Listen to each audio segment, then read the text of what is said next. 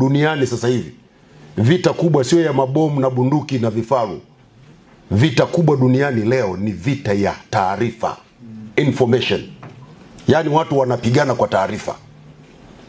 Kwa namna ambavyo una treat taarifa zako ndivyo ambavyo utapata matokeo chanya au hasi. Sisi taarifa zetu tukizifanya za kutujenga tutajengeka. Taarifa zetu tukizifanya za kutubomoa tutabomoka.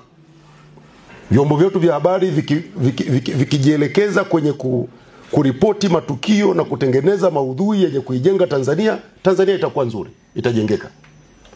Lakini vikijielekeza kupeleka maudhui yenye kubomoa nchi, nchi itabomoka. Na bahati nzuri vyombo vyetu vya habari vimechagua kuijenga nchi yetu. Ndio maana niliwapongeza pale JNICC na wapongeza na leo, na mwendo ni huu.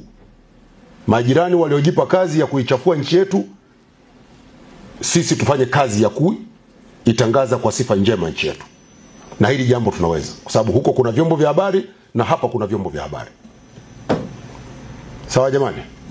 Na sisi wizara kwa ujumla tusiache kuviunga mkono vyombo vyetu vya habari, TSN na TBC viendelee kubaki kuwa strong kama vyombo vya serikali vitakavyosimamia maslahi ya nchi yetu, lakini pia kupitia idara ya habari maelezo tuendelee kuvilea na kuvisimamia vyombo vya habari vyote nchini, ili na sisi tuwe na vyombo vya habari imara vya serikali na vya watu binafsi ambavyo vitafanya kazi zake kwa weledi, kwa uhuru, huku vikilinda maslahi ya Tanzania.